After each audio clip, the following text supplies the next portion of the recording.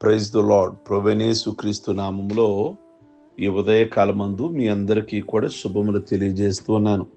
ఉదయకాలమందు మరలా ఈ విధంగా మనం సూర్యోదయం చూస్తున్నాము అంటే కేవలం ప్రభు మనల్ని ప్రేమించి మరొక దినము మనకిచ్చారు. అందులో ఆయన కృప, ఆయన ప్రేమ, ఆయన కనికరము మన మీద ఉన్నాయి. కనుక రాత్రి పండుకొని లేవలేని వాళ్ళు, ఈ లోకయాత్రను ముగించిన వాళ్ళు చాలామంది ఉన్నారు.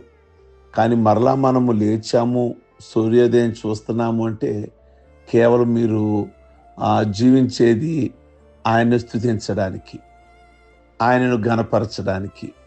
కనుక మార్నింగ్ లేవగానే ప్రభునామ స్మరణ, ప్రభుని మనం స్తుతించవలసిన వారమై ఉన్నాం. ఉదయమే దేవుని మాటలు ఈ విధంగా వినుట ద్వారా ఎంత మంచి అలవాటు తెలుసా. వినడము, అలా కొద్దిమందికి ఇష్టమైన వారికి, ఈ మాటలు ఇష్టపడే వారికి పంపించడం, అప్పుడు మీ దినచర్య ప్రారంభిస్తే ఎంత ఆశీర్వాదకరంగా, ఎంత ఆహ్లాదకరంగా, ఎంత సంతృప్తిగా ఉంటుందో. నేను ఫస్ట్ దేవుడి పని చేసి నా పని స్టార్ట్ చేసుకుంటున్నాను అని. కనుక అందరూ అలాగున్న దేవుని స్తుతించమని మనవి చేస్తున్నాను. అపోస్తలుడైన పౌలు మొదటి కొరింథీయులకు రాసిన పత్రిక 2వ అధ్యాయము 7వ వచనము, నేను రహస్యముగా ఉన్న దేవుని జ్ఞానమును బోధించుచున్నాను, అది మరుగై ఉండెను అని పౌలు గారు అంటూ ఉన్నారు. పౌలు గారు ఇక్కడ రహస్యం గురించి మాట్లాడుతున్నారు. రహస్యం అంటే ఏమిటి? గతంలో తెలియబడని విషయము ఇప్పుడు ప్రత్యక్షపరచబడితే దానిని రహస్యము అంటారు. మత్తయి సువార్తలో 13వ అధ్యాయంలో ఉన్న ఉపమానాలన్నీ దేవుని రాజ్యపు రహస్యములే. 13వ అధ్యాయము 11వ వచనంలో పరలోక రాజ్య మర్మాలు, పరమరహస్యములను తెలుసుకోవడానికి అనుగ్రహించబడినది మీకే కానీ వారికి కాదు అన్నారు ప్రభు. మరి ఏమిటా రహస్యం? యేసయ్య రాజు అనే రహస్యము, యేసు ప్రభు రెండో రాకడలో తిరిగి వచ్చి ఈ భూమి పైన తన రాజ్యాన్ని మరలా స్థాపించినప్పుడు సంభవించే సంగతులు ఉపమానాల ద్వారా బోధించాడు. కానీ దేవుని జ్ఞానము లేని అజ్ఞానులు ఆ విషయాలను గ్రహించలేక యేసయ్యని రాజుగా తిరస్కరిస్తూ ఉన్నారు. ఈ రహస్యముల గురించి పాత నిబంధన గ్రంథంలో వ్రాయబడలేదు, చెప్పబడలేదు. మత్తయి సువార్తలో ప్రభు మొదటిసారి ఈ రహస్యాలను ప్రత్యక్షపరిచారు. అందుకు వీటిని రహస్య ఉపమానాలు అని, మర్మాలు అని మనం మాట్లాడుతూ ఉంటాం. దేవుని విషయాలు మానవ మాతృలు కంటితో చూడలేరు. ఎప్పుడు దేవుడి విషయాలు మనుషులు కంటితో చూడలేరు, చెవితో వినలేరు. వివాదాలతో, వితర్కాలతో దేవుని వాక్యాన్ని మానవుడు ఎప్పుడు ఎన్నడూ గ్రహించలేడు. ఏదైనా సానుకూలమైన మనసుంటే దేవుడి కార్యాన్ని చూడగలుగుతాడు, దేవుడి విషయాన్ని వినగలుగుతారు. చాలా మంది విమర్శనాత్మకంగా ఉన్నవాళ్ళు దేవుని కార్యాలను అనగా అద్భుతాలను, లేదా దేవుని యొక్క మాటలో ఉన్న అర్థాన్ని వాళ్ళకి అర్థం కాదు. ప్రియా దేవుని బిడ్డలారా, కనుక మరి ఇక్కడ ఉన్నటువంటి విషయాలు, ఈ మర్మాలు కేవలము బైబిల్ చదివినంత మాత్రాన, బైబిల్ చదువుతాం, ఆది కాండము నుండి ప్రకటన గ్రంథం వరకు బైబిల్ చదువుతాం, చదివినంత మాత్రాన మర్మాలు అర్థం కావు, రహస్యాలు అర్థం కావు. కేవలము దేవుని ఆత్మ లోతుల్లోకి వెళ్ళి మనకి బోధిస్తే తప్ప, కేవలం చదవచ్చిన వాళ్ళందరికీ బైబిల్ చదివినంత మాత్రాన దేవుని జ్ఞానము, దేవుని రహస్యాలు అర్థం కావు. కనుక దేవుని ఆత్మ వారికి తోడై ఉండాలి. చదువుతున్నప్పుడు ఆ భాగం అర్థమయ్యేలాగా చేసేది దేవుని యొక్క ఆత్మ. బైబిల్లో ఏ మర్మాలు ఉన్నాయి, లేక ఏ రహస్యాలు గురించి ప్రభు ఉపమానాలు మాట్లాడారు, మనం ఏం తెలుసుకోవాలి అనేది దేవుని యొక్క ఆత్మ మనకు తోడై ఉంటేనే తప్ప కేవలము ఆ విషయాలు అర్థం కావు. కేవలం ఈ లోకంలో ఉన్న చదువు ద్వారా పరలోక మర్మాలను ఎవ్వరూ కూడా అర్థం చేసుకోలేరు. దేవుని జ్ఞానము అంటే యేసు ప్రభు రాజు అని గ్రహించాలి. యేసు ప్రభుని రక్షకుడిగా అంగీకరించి పూర్ణ హృదయంతో ప్రేమించాలి. అందుకే అప్పుడప్పుడు దావీదు అంటాడు, నేను నిన్ను ప్రేమించుచున్నాను, నా బలము, నా ఆశ్రయము, నా కేడము, నా దుర్గము అంటాడు మహారాజు అయిన దావీదు. ఈ లోకంలో ప్రేమించకుండానే ప్రేమిస్తున్నాను అని అబద్ధం చెప్పి మోసం చేయవచ్చు. కానీ దేవుని విషయంలో ఆయన ప్రేమించకుండా ప్రేమిస్తున్నాము అని చెప్పి మోసం చేయలేరు తెలుసా. మనుషుల దగ్గర నటన చేయొచ్చు, ప్రేమ లేకపోయినా ప్రేమ ఉన్నట్లుగా మాట్లాడొచ్చు, నటన చేయొచ్చు, వేషధారులుగా ఉండొచ్చు. కానీ ప్రభు దగ్గర ఆ పప్పులు ఉడకవు. నాకు ప్రభు అంటే ఎంతో ఇష్టం అని నేను మీకు చెప్తాను ఒక సేవకుడిగా. నాకు ఎంత ఇష్టమో మీకు తెలియదు. అసలు ఇష్టముందా లేదా ప్రభు మీద నాకు?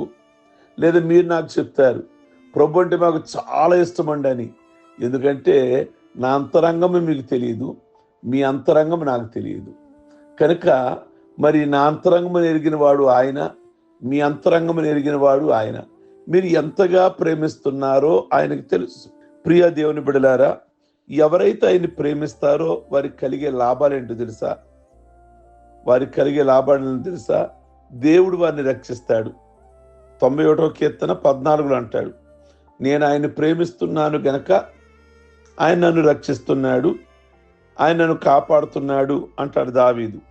నిజమే, దావీదుని ఎన్నో సందర్భాలలో సౌలు చేతుల్లో నుండి, ఎలుగుబంటి చేతిలో నుండి, లేదా సింహాల చేతిలో నుండి, లేదా అబ్షాలోము చేతిలో నుండి ఎన్నో సందర్భాలలో మరి ప్రభు దావీదును కాపాడలేదా?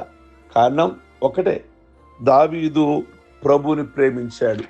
ఈ ఉదయకాలమందు ఎవరైతే ప్రభుని ప్రేమిస్తూ ఉన్నారో, ఎవరైతే ఆయన గణపరుస్తూ ఉన్నారో, దేవుడు వారి కుటుంబాలను అనేకమైన పొంచి ఉన్న ప్రమాదాల నుండి, పొంచి ఉన్న సాతాను నుండి దేవుడు అలాగున వారిని తప్పించగలడు.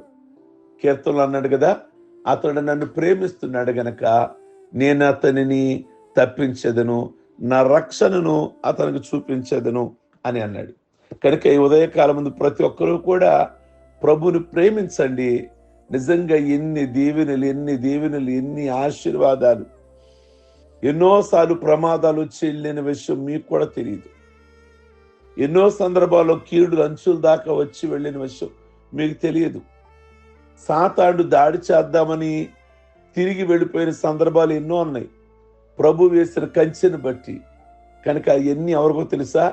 ఆయన ప్రేమించే వారికి అని జ్ఞాపకం చేసుకోవాలి.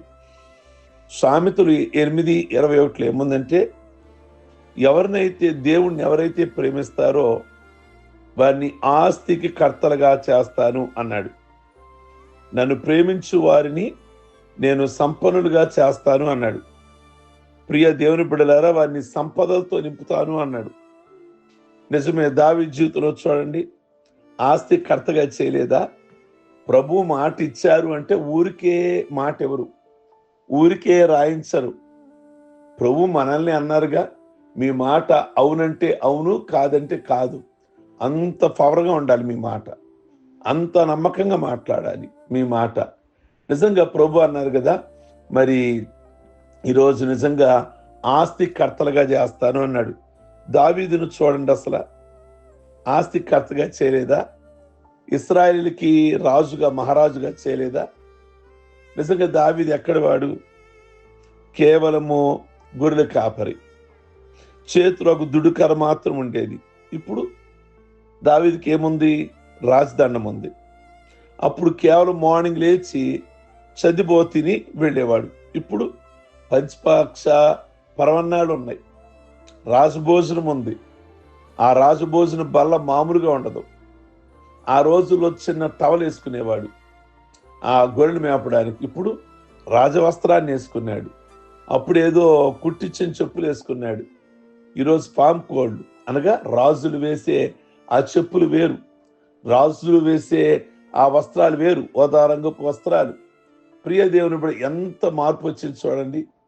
నిజంగా దావీదుకి చిన్ననాటి నుండి కూడా ప్రభు అంటే చాలా చాలా ఇష్టం. మీరు బైబిల్లో ఎవరిని చూడండి, ప్రేమించిన వారిని. యోసేపు నిజంగా చిన్నప్పుడే పరలోక తండ్రిని ప్రేమించాడు. అందుకే కదా దేవుడు అతనికి చక్కటి దర్శనాలను ఇచ్చాడు, చక్కటి వరాలను ఇచ్చాడు. ప్రియ దేవుని బిడ్డలారా, మరి యోసేపు దేవుణ్ణి ప్రేమించటం వల్ల ఈజిప్ట్ దేశంలో, దేశం కాని దేశంలో, మరి ప్రాంతం కాని ప్రాంతంలో, జాతి కాని జాతిలో దేవుడు నిజంగా ఒక రాజుగా చేయలేదా? ఆస్తికర్తగా చేయలేదా? ఈ రోజున దావీదును కూడా దేవుడు గొప్ప ఆస్తికి కర్తగా చేశాడు. ఆ రోజుల్లో అడవిలో తిరిగేవాడు, ఇప్పుడు అంతఃపురంలో తిరుగుతున్నాడు. ప్రియమైన దేవుని బిడ్డలారా, మరి నిజంగా అప్పుడు చెట్లు, పొట్టలో, గట్లు, గుట్టలో కూర్చునేవాడు, ఇప్పుడు సింహాసనం మీద కూర్చుంటున్నాడు. అప్పుడు గొర్రెల కాపరి, ఇప్పుడు ఇశ్రాయేలీయులకు కాపరిగా ప్రభు చేశాడు. దేవుని ప్రేమించే వారికి అన్నీ సమకూడతాయి అని ప్రభు చెప్తూ ఉన్నారు. కనుక ఈ ఉదయకాలమందు మరి ఆయన ప్రేమించేవారిగా ఉందామా? ప్రేమించే వారికి ఎన్ని దీవెనలు ఉన్నాయో, ప్రేమించే వారికి అన్నీ కూడా సమకూడి జరుగుతాయి. కనుక ఈ ఉదయకాలమందు ప్రభుని మంచిగా ప్రేమిద్దాం. ప్రభు మనల్ని ఆపదల నుండి కాపాడతారు, ఆస్తికి కర్తగా చేస్తారు, మిమ్మల్ని ఆశీర్వదిస్తారు ఆయన. మీరు ఆయన్ని గనక ప్రేమిస్తే, అంటే ప్రేమించేది ఏంటండి? మేము ఆయన్ని ఎలా ప్రేమించాలి? ప్రేమిస్తే పాటలు పాడుతున్నాం కదా, ప్రేమిస్తే ప్రార్థన చేస్తున్నాం కదా, వాక్యాన్ని వింటున్నాం కదా, క్రమానికి వస్తున్నాం కదా, అవి కాదు. ఆయన ప్రేమిస్తే ఏమన్నారు తెలుసా? నా మాట వింటారు అన్నారు. ఆయన మాట వింటే మనం పాపం చెయ్యం. ఆయన మాట వింటే క్రమముగా మందిరానికి వస్తాం, ఆయన పరిచర్య చేస్తాం, అనేకులకు సువార్తను అందిస్తాం. ఇది ఆయన మాటలు నెరవేర్చటం. కనుక ప్రియ దేవుని బిడ్డలారా, మీరందరూ కూడా ఈ ఉదయకాలం ముందు ప్రేమించేవారు ఉండండి. అన్నీ సమకూడతాయి, అన్నీ జరిగేలాగా ప్రభువు చూస్తారు. సర్వశక్తి కలిగిన తండ్రి, ఈ ఉదయకాలం ముందు మీకు స్తోత్రాలు చెల్లిస్తున్నాము.